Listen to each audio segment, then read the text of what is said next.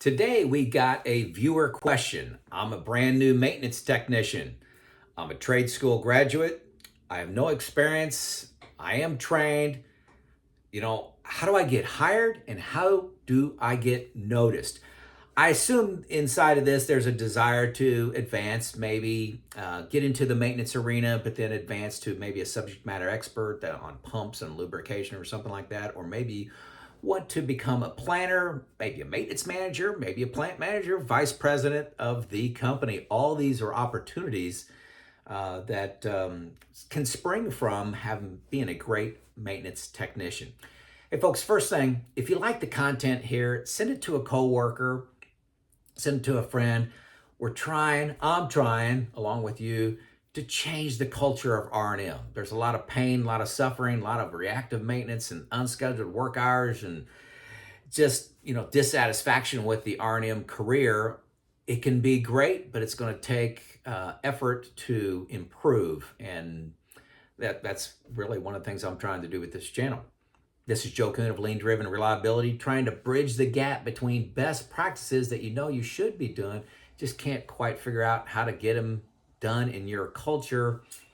Need some hope, need some encouragement. Here we go. Okay, first off, well done. Okay? You've entered a field of great opportunity, growth, impact, and reward. It's a great opportunity to advance, become a leader, and make a massive difference. So much fertile ground in the R&M space for somebody that can come in with drive and make a difference. It's better than almost any career that I know well is maintenance. It's just screaming for leadership and people that can get things done. The bad news is most plants are a mess. 90% of plants I go into, and that's probably a kind number, they're 100% reactive maintenance. There's a blaming culture. Every day is a fire drill. Every day is a new day. Leadership keeps saying, tomorrow's going to be a better day. Tomorrow's going to be a better day. Well, that begins to become a broken record. The vast majority of the leaders are managers. They're not leaders. Managers just kind of come in and play the cards as they're dealt. They don't try to change the game. They want to change the game. They talk about changing the game. They just don't know how to change the game and make it better. What's your plan for being better next quarter, next year? And most of them are just stuck on this hamster wheel of surviving today. There's also bad news. There's a good chance your plant manager and other top leaders don't know much about reliability and maintenance. They're just, hey, just fix it. Just get it going. Get it going. Get it going. Try to reduce costs, and pray. The reality is, in most organizations, there's no good case for hope. And this is what I find when I spend time on the floor talking with people. Said, hey, we've been talking about putting PMs in place for 10 years. We've been talking about getting better equipment in here, better lube practices, and getting some training for 15 years. There's not much reason for hope, so for the motivated individual, this is fertile ground. Welcome to the job. How to get hired? These are two specific questions I was asked. How to get hired? That's actually the easy part. There's a crisis in the United States and around the world with getting skilled crafts into manufacturing. At one time I heard there were like 6 million openings in the United States, and I'm sure, I just don't know the numbers for around the world, but there are job openings. This is going to be easy part, big high demand. But on that point, the resume, a lot of people don't know how to write a resume. Don't only list your skills and your training. That's what everybody does, just the skills and training. Add two more components to that. Add accomplishments. So if you have some experience, something through your education that, what are you proud of this point in your life that you accomplished? List two of them, two accomplishments. And then also lessons learned, at least 2 lessons learned. And I'll tell you why these are important. When you're hiring somebody with no experience, you can see the skills. Yeah, they went through this education, but what you're really wanting to hire somebody that can get things done. They want to get things done. That's why accomplishments, okay? Second thing, you want somebody that continues to learn and grow, accept new technology with enthusiasm. Lessons learned. Okay, so add those two things to your resume, two sections: accomplishments, lessons learned. I have a link below in the text where if you want some, this all detailed out, how to write a killer resume, check out that link below. Okay, so that's how to get hired. That's the easy part. How to get noticed. I think this is the easy part as well. Number one, take risk.